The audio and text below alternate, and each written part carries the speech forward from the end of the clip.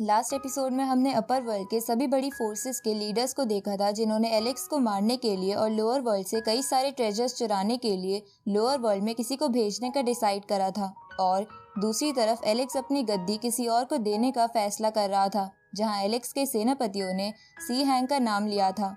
पर उसी वक्त वहाँ एक सैनिक आ गया था जिसने एलेक्स को बताया था कि सी हैंग ने एलेक्स को मदद के लिए बुलाया है, क्योंकि सी किंगडम की बाउंड्री वाली सिटी पर किसी खतरनाक बर्ड बीस्ट ने हमला कर दिया है।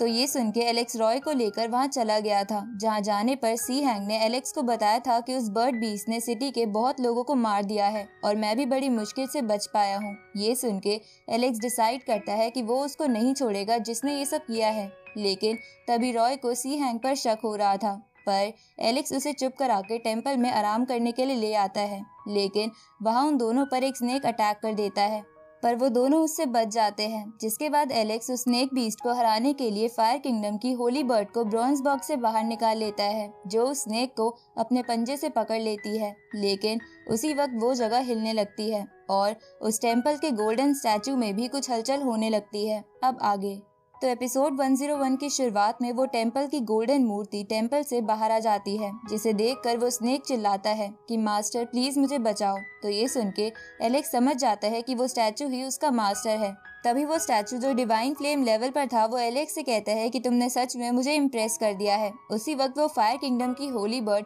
एलेक्स से ये कहते हुए उस स्टैचू पर अटैक कर देती है कि भले ही स्नेक का मास्टर है, लेकिन है तो ये स्टैचू ही। अब वो स्टैचू बड़े ही आराम से उन फायर बॉल्स के अटैक को रोक लेता है और उन्हें वापस से होली बर्ड पर फेंक देता है, जिससे होली बर्ड शील्ड बना के बच जाती है। इसके बाद वो गोल्डन स्टैचू एलेक्स के पास आता है और उससे कहता है कि तुम्हारा टैलेंट सच में एक्स्ट्रा ऑर्डिनरी है, ऊपर से तुम्हें अपर वर्ल्ड में भी जीनियस समझा जाता है, लेकिन आज तुम्हारा सामना मेरे से हुआ है और मैं तुम्हें जिंदा नहीं छोड़ूंगा। ये सुन के एलेक्स उस गोल्डन स्टैचू से कहता है कि मुझे लगता है कि तुम अपर वर्ल्ड से हो, क्योंकि तुम्हारे पास डिवाइन फायर है। इस पे गोल्डन स्टैचू एलेक्स से बोलता है कि मुझे अपर वर्ल्ड की सेलेस्टियल किंगडम ने तुम्हें मारने के लिए यहाँ भेजा है। ये सुन के एलेक्स को गॉड ल्यू की वो बात याद आती है जब उन्होंने कहा था कि लोअर वर्ल्ड और अपर वर्ल्ड में एक फाइट होने वाली है, जिसके बाद दोनों वर्ल्ड को कनेक्ट करने वाला रास्ता बंद हो जाएगा और किसी को भी दूसरे वर्ल्ड में जाने के लिए बहुत वेट करना पड़ेगा। अब ये बात याद आने पर एलेक्स सोचता है कि दोनों वर्ल्ड को कनेक्ट करने वाला रास्ता तो बंद हो चुका है, तो ये बंदा लोअर वर्ल्ड में कैसे आया? क्योंकि अगर अभी भी कोई ऐसा रास्ता है जिससे अपर वर्ल्ड के लोग लोअर वर्ल्ड में आ सकते हैं, तो इससे लोअर वर्ल्ड के लोगों के लिए मुसीबत हो जाएगी। अब एलेक्स उस रास्ते के बारे में जानने के लिए उस स्टैचू से बोलता है कि तुम्हारी सेलेस्टियल किंगडम ने तुम्हें लोअर वर्ल्ड में कैसे भेजा। इस पे वो गोल्डन स्टैचू कहता है कि दोनों वर्ल्ड को कनेक्ट करने वाले रास्ते के बारे में छोड़कर तुम पहले अपनी लाइफ के बारे में सोचो, जिसे मैं आज तुमसे ले लूंगा। ये सुन के एलेक्स गोल्डन स्टैचू से कहता है कि ठीक है, भले ही तुम मुझे उस रास्ते के बारे में ना बताओ, लेकिन एक ना एक दिन मुझे उसका पता चल ही जाएगा और तब मैं अपर वर्ल्ड में जाकर सेलेस्टियल किंगडम को तबाह कर दूंगा।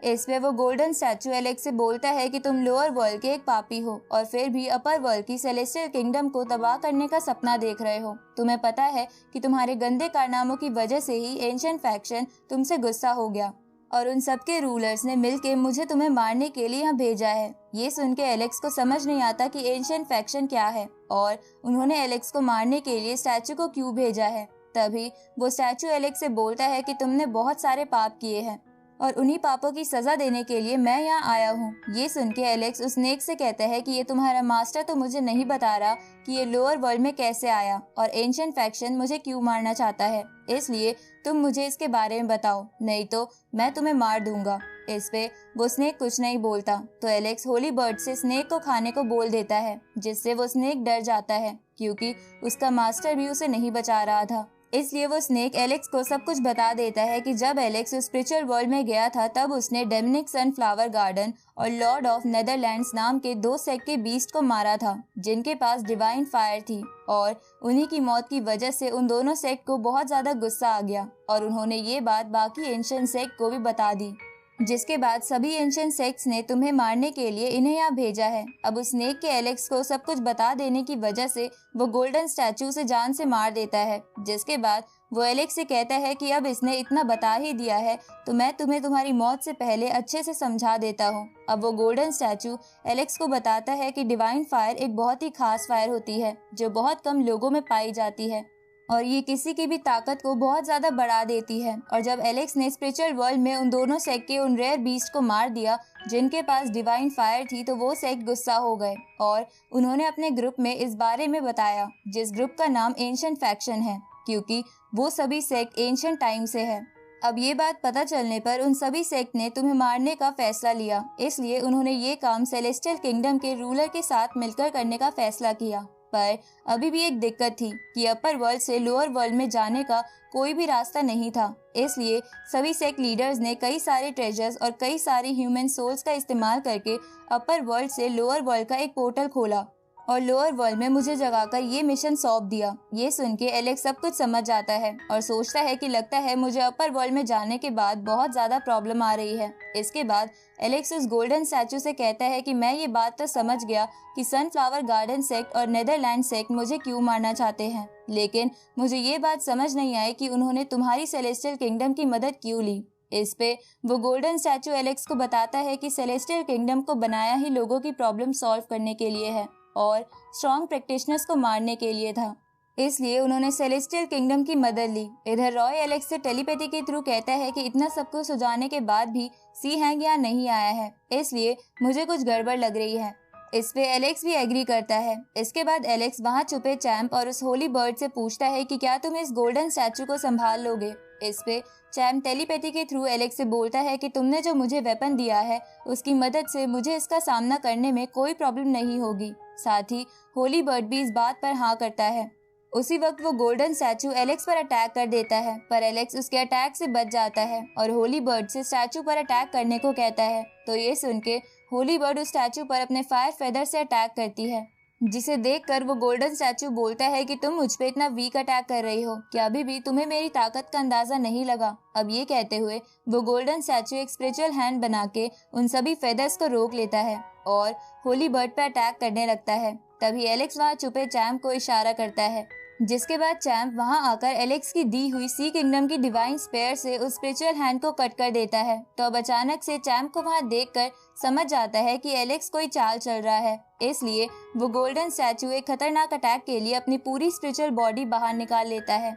इधर एलेक्स रॉय से टेलीपैथी के थ्रू कहता है कि चैम्प और होली बर्ड इस स्टैचू को हमसे दूर रखेंगे ताकि हमें मारने के लिए इस पूरी साजिश का असली मास्टरमाइंड बाहर आए। एलेक्स को एक और मास्टरमाइंड के होने का पता इसलिए चलता है क्योंकि अपर वर्ल्ड के सेक्ट ने लोअर वर्ल्ड के लोगों को मार के ही उनकी सोल से ही दोनों वर्ल्ड को कनेक्ट करने का रास्ता खोला था, और ऐसा तब तक पॉसिबल नहीं था जब तक कोई लोअर वर्ल्ड का ही आदमी इसमें अपर वर्ल्ड के लोगों का साथ ना दे। इस तरफ चैम्प डिवाइन स्पेयर से गोल्डन स्टैचू की स्पिरिट बॉडी पर अटैक करता है, जिसे वो स्टैचू अपने एक हाथ से रोककर अनलिमिटेड पाम टेक्निक का चैम्प और होली बर्ड पर इस्तेमाल करता है, जिससे होली बर्ड और चैम्प बचने की कोशिश करने लगते हैं। तभी रॉय उन दोनों से टेलीपैथी के थ्रू कहता है कि तुम्हें जल्दी से इस अटैक से बच के उस पर एक क्लोज रेंज अटैक करना होगा, क्योंकि इससे उसे मारना बहुत ही आसान हो जाएगा। ये सुन के चैम्प होली बर्ड से कहता है कि तुम उसे डिस्ट्रैक्ट करो और मैं मौका पाके उस पर अटैक करता हूँ। इसके बाद वो होली बर्ड फायर बॉल से धुआं धुआं करके उस स्टैचू को डिस्ट्रैक्ट करने लगती है, और इतने में चैम्प उस पेयर से उस गोल्डन स्टैचू की स्पिरिचुअल बॉडी के सारे हाथ काट देता है, जिससे वो गोल्डन स्टैचू थोड़ा इंजर्ड हो जाता है। पर अब भी उसमें बहुत ताकत बाकी थी, जिसकी वजह से वो अपनी स्पिरिचुअल बॉडी के हाथों को वापस रिक्रिएट कर लेता है। तभी एलेक्स चैम्प से टेलीपैथी के थ्रू बोलता है कि स्टैचू को यहाँ से दूर ले जाओ ताकि मैं असली मास्टरमाइंड का पता लगा सकूं।